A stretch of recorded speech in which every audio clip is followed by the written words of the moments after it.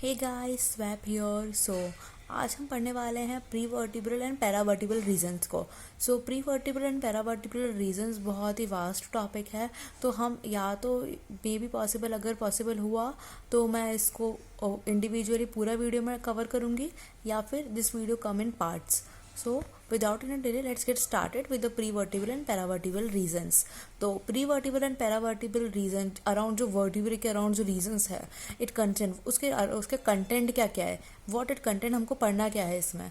हमको पढ़ना है इसके अंदर 4 प्री-वर्टिब्रल मसल्स। प्री-वर्टिब्रल मसल्स हो गई जैसे लॉन्गस कोलाई मसल, सर्वाइसिस, और we can say longus cervicis, longus capitis muscle, rectus capitis anterior, rectus capitis lateralis. These are the 4 prevertebral muscles which we have to read here. Also, which we have to read vertebral artery, joints of the neck, trachea and esophagus, 3 scalene muscles. 3 scalene muscles, or we can say these are the paravertebral muscles.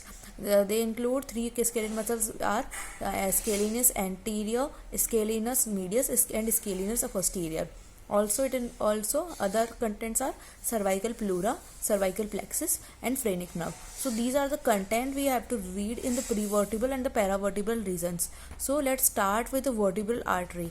तो अगर vertebral artery की बात करते हैं तो vertebral artery का origin जो होता है वो होता है first part of the subclavian artery. सब क्लेविन आर्टरी के फर्स्ट पार्ट से अराइज होती है वर्टिब्रल आर्टरी, और ये टोटल 2 वर्टिब्रल आर्टरी होती है, एक लेफ्ट साइड में और एक राइट साइड में, one on the each side and course. अब वर्टिब्रल आर्टरी, पूरी वर्टिब्रल आर्टरी को, इंडिविजुअली वर्टिब्रल आर्टरी को हम 4 पार्ट्स में डिवाइड कर सकते हैं, first part, second part, third part and fourth part. So अब हम इंडिविजुअली देखेंगे इन सब पार्ट्स को और इनके ब्रांचेस को। तो सबसे पहले स्टार्ट करते हैं फर्स्ट पार्ट से। तो फर्स्ट पार्ट एक्सटेंड होता है from the first part of the subclavian artery to foramen magnum, foramen transversarium of the C6 vertebrae. First part आता है first part of subclavian artery, that means origin से लेकर foramen transversarium of the C6 vertebrae तक extend होता है first part. And इसकी branches कोई भी नहीं होती, फर्स्ट पार्ट से कोई भी ब्रांचेस अराइज नहीं होती है। अब देखते हैं सेकेंड पार्ट को।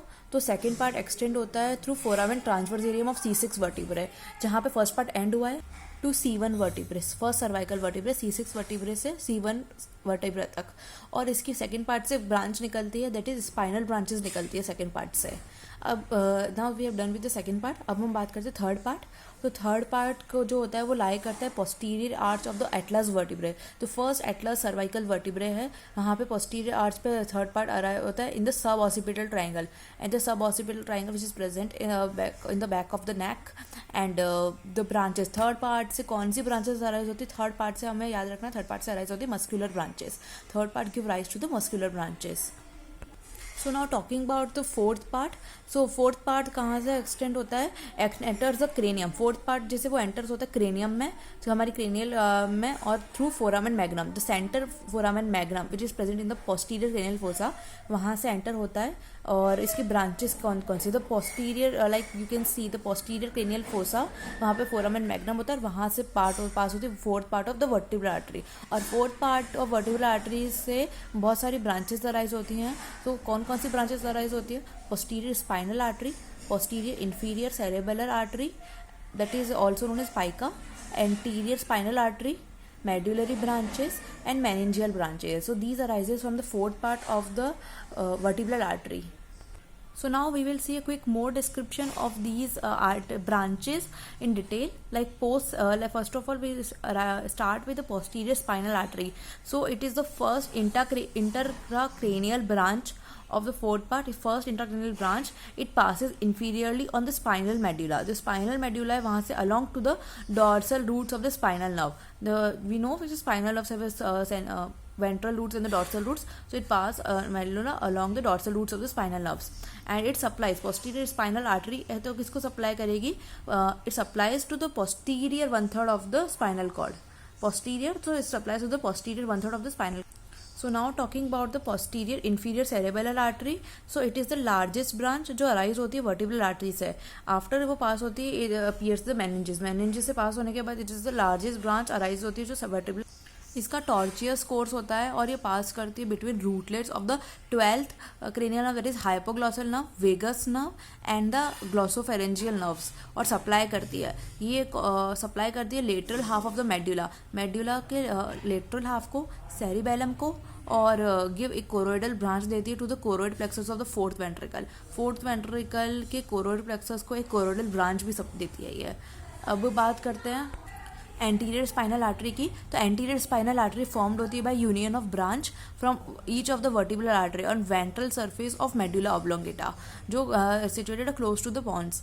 सो ये एंटीरियर स्पाइनल आर्टरी किसको सप्लाई करती है? एंटीरियर स्पाइनल आर्टरी सप्लाई करती है median part of the medulla oblongata को, median part, and anterior 2/3 of the spinal cord. We have rewritten the posterior spinal artery supplies to the posterior 1/3 of the spinal cord, and anterior spinal artery supply to anterior 2/3 of the spinal cord, and anterior spinal artery continues inferiorly throughout the length of the spinal cord.